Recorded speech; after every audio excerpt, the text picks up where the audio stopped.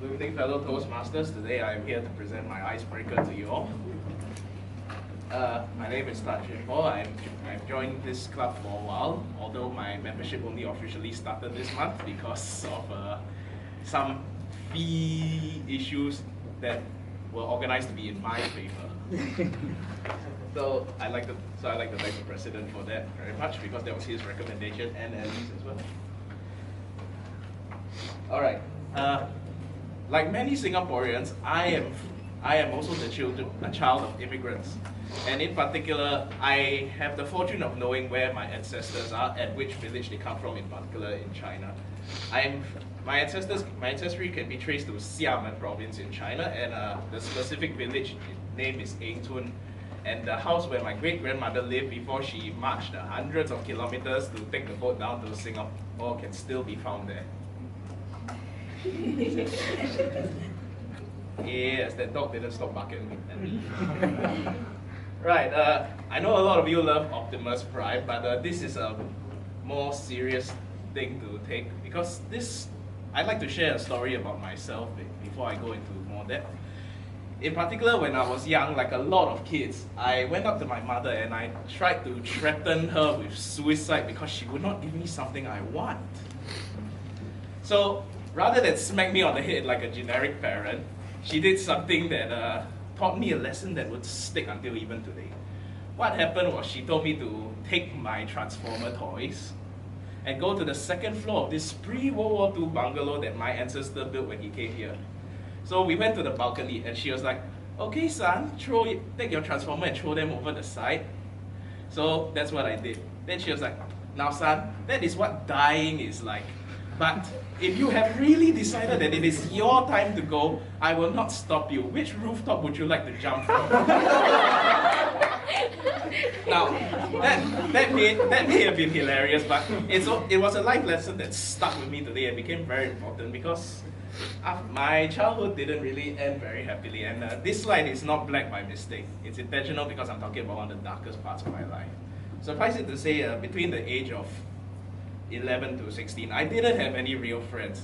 And the closest one I had to pass for that was somebody who would come to my house and occasionally abdicate with some of my belongings for a few days at a time.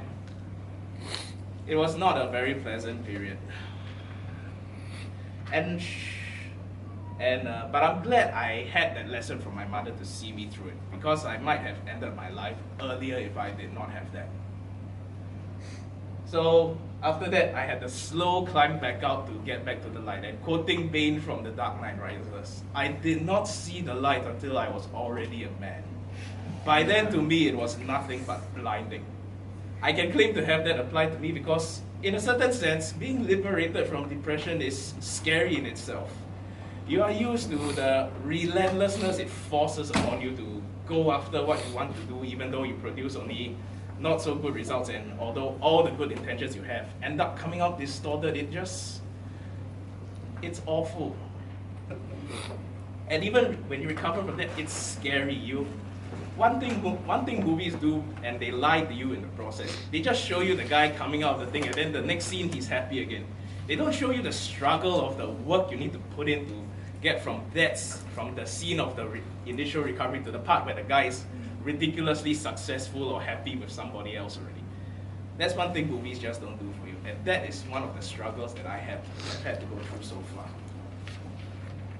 Okay, that certainly got heavy, so let's go back to something a bit lighter. I love my Batman, as you all can tell. No matter what incarnation of him it is, from the silly Adam West suit with the eyebrows here in the 60s, to whatever Zack Snyder is trying to plan with Batman and Superman that I don't really have a lot of hope for. Really, the Dark Knight saga is where that. Yeah. And of course, I love seeing him screw around with Superman, and that's one of the wonderful things the current Injustice series has presented me with. Go check it out. Also, don't hesitate to look for the Joker blogs as well. Wonderful little show. You'll believe Heath Ledger isn't dead. As for book interests, one of the things that kept me company during my darker years was actually Sun Tzu's Art of War and other Chinese military stratagem books. In particular, I started with Asia Pac's famous comic book series. I'm not sure whether you all remember those or not.